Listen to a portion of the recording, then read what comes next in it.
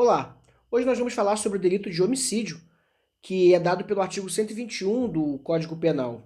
Não por uma razão qualquer, o homicídio inaugura a parte especial do Código Penal e é o primeiro dos crimes contra a vida que nós vamos estudar. O homicídio, ele é dado pela conduta bastante simples do ponto de vista interpretativo, descrita no artigo 121 como matar alguém. Talvez seja efetivamente o tipo penal com a menor extensão possível, né? Apenas um verbo núcleo e a determinação de um sujeito passivo que é qualquer pessoa. Então, o ato de atentar contra a vida de alguém com a intenção de retirá-la, né? Seja ela uma intenção dolosa ou culposa, como nós veremos, que o homicídio contempla essas duas modalidades, ela é caracterizada como homicídio e no caso do caput do artigo 121, matar alguém, homicídio simples, assim dado pela ausência de qualquer qualificadora ou de qualquer causa de diminuição de pena, como no caso do homicídio privilegiado, descrito no parágrafo 1º. O homicídio ele é punido, na forma simples, com pena de reclusão de 6 a 20 anos.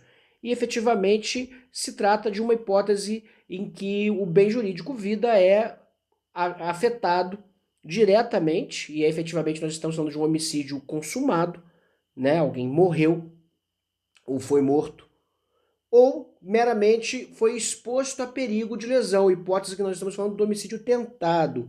O homicídio é um crime que admite tentativa, uma vez que é possível fracionar o intercrimes, né? O modus operandi do agente no momento de praticar o homicídio, ele pode ser dado por uma série de variáveis. Ele pode interromper o intercrimes no meio, ele pode interromper a própria execução do delito, dando ensejo a uma daquelas teses defensivas escritas lá no artigo 14, 15 e 16, arrependimento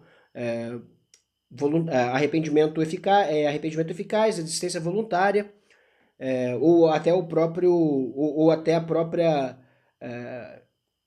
o próprio erro na execução do delito, dando ensejo a uma modalidade tentada por circunstâncias alheias à vontade do agente, não por outra razão, vai se incluir aí no artigo 14, inciso 2 do Código Penal, quando por circunstâncias alheias à vontade do agente, o crime não se consuma. É interessante pensar que a modalidade dolosa do homicídio ela vai contemplar tanto o espectro do dolo direto quanto o espectro do dolo eventual. E é importante que a gente saiba discernir isso, porque muitas vezes será imputada ao agente que agiu com dolo indireto, por assim dizer, e aí possivelmente com dolo eventual, a noção de que o agente assumiu o risco pela realização do resultado. Quando nós estamos atentando a uma conduta dolosa, ainda que na modalidade de dolo eventual, é preciso discernir se essa conduta não será uma conduta coincidente com a culpa consciente, modalidade em que o homicídio teria que ser considerado em sua modalidade culposa. Isso por quê? Porque não basta a simples assunção de riscos de realização do resultado. É preciso que esse resultado seja previsível e que o agente haja com indiferença pela consequência do seu ato, né? Então, efetivamente, o homicídio doloso, ele quando vai assumir a sua forma de dolo eventual, muitas vezes ele vai ser levado a uma interpretação acusatória nos crimes que envolvem racha, pega, e aí vamos falar do homicídio na condução de veículo automotor, lá do Código de Trânsito, lá no artigo, lá do Código de Trânsito, efetivamente, né? E aí, efetivamente, a gente tem que discernir se nós estamos falando de um homicídio doloso ou de homicídio culposo. No homicídio doloso, nós temos três modalidades: homicídio simples, homicídio privilegiado e o homicídio qualificado. Essas três modalidades de homicídio se referem ao delito praticado com intenção de matar ou, se não com intenção, com previsibilidade do resultado morte e indiferença por ele. Então, efetivamente, aqui nós temos modalidades dolosas, mas que se distinguem em relação à sua intensidade e em relação ao que o legislador ou a doutrina convencionalmente chama de desvalor da conduta, né? Daí que nós temos a forma padrão, o homicídio simples, com reclusão de 6 a 20 anos. Essa forma de homicídio, ela é uma forma de homicídio residual, Quase nunca nós verificamos acusações por homicídio simples na prática, porque o rol das qualificadoras só faz aumentar. Mas é importante conhecermos o homicídio simples, porque a existência de uma tese desclassificatória bem-sucedida, por exemplo, no tribunal do júri, poderia levar efetivamente à retirada das qualificadoras e à redução substancial das consequências penais em sua intensidade, né? O homicídio simples ele é um crime grave, ele tem uma pena de 6 a 20 anos, mas ele não é considerado um crime hediondo. E não sendo crime hediondo, efetivamente que as consequências penais, as reprimendas, elas são muito mais leves do ponto de vista da progressão de regime, do ponto de vista dos benefícios da execução penal e do quantum de pena também. Então, homicídio simples é aquele sobre o qual não recai nem qualificadoras, nem modalidades privilegiadas. O parágrafo 1º fala sobre um caso de diminuição de pena, que é justamente esse homicídio tido como um homicídio privilegiado. Por que ele é um homicídio privilegiado?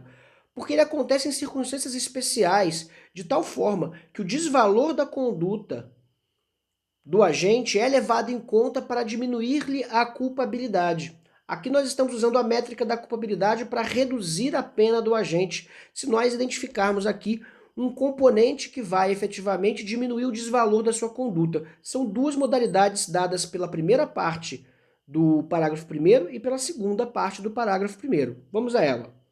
Se o agente comete o crime impelido por motivo de relevante valor social ou moral, ou sob o domínio de violenta emoção, logo em seguida a injusta provocação da vítima, o juiz pode reduzir a pena de 1/6 a 1/3. Então a gente tem na primeira metade, se o agente comete o crime impelido por motivo de relevante valor social ou moral, primeira parte, tá? Se o agente comete o crime impelido por motivo de relevante valor social ou moral, ou seja, ele matou alguém, mas se encontrava moralmente ou socialmente amparado por essa conduta. Ele matou um chefe do crime local, sendo que não se enquadrava em nenhuma das hipóteses de legítima defesa, estado de necessidade, nenhuma excludente da licitude lhe assistiria ali para excluir o crime, mas efetivamente ele matou uma pessoa que era perigosa e que já o vinha ameaçando há muito tempo. Diante da inércia policial, ele decidiu se antecipar e aí resolver a questão na base do homicídio. Ele próprio praticou um homicídio porque acreditava que sofreria ele próprio um atentado à sua vida. Veja que nós não estamos diante de um perigo atual ou iminente, pode ser que a defesa não tenha conseguido demonstrar, mas aqui ainda cabe a escusa do relevante valor social ou moral, né? E aí durante muito tempo esse homicídio privilegiado foi base de teses como legítima defesa da honra, ou uma tese alternativa à legítima defesa da honra, que hoje em dia já não encontra mais acolhida no tribunal do júri, ou pelo menos não muito acolhida, pelo menos aqui na região sudeste eu nunca mais vi isso, depois dos anos 70. Mas, efetivamente, estamos falando de um homicídio privilegiado por esses requisitos do valor social ou moral, ou seja, baixa culpabilidade em relação a um homicídio simples e muito menor em relação a um homicídio qualificado. Por outro lado, a gente tem a segunda metade desse parágrafo 1º, que vai falar ou sob o domínio de violenta emoção, logo em seguida a injusta provocação da vítima. Pessoal, vamos lembrar que a emoção e a paixão não excluem a culpabilidade. Não excluem a culpabilidade, ou seja, a conduta continua sendo um delito, porém ele fará jus a uma causa de diminuição de pena na hipótese de ele ter sido provocado e aí estar fora de si, daí a violenta emoção, provocado de maneira injusta pela vítima. Vamos supor que a vítima tenha lhe dado tapas no rosto, tenha humilhado, chamado ele de frouxo, e ele, movido por um ímpeto moral absolutamente machista, impelido pela sociedade na defesa de sua honra, foi lá, sacou um revólver e finalizou a vida do seu adversário. Veja que seria uma reação muito desproporcional em relação à possível legítima defesa. Mas, ainda assim, nós estamos diante da injusta provocação da vítima que estava ali efetivamente a abusar da pessoa que ali efetivamente praticou o homicídio. Veja que seria um exemplo trivial da incidência dessa causa de diminuição de pena, muito embora a gente saiba que seria uma resposta desproporcional se nós estivéssemos aqui no âmbito da legítima defesa. Não qualificaria para legítima defesa, mas efetivamente poderia se qualificar para homicídio privilegiado.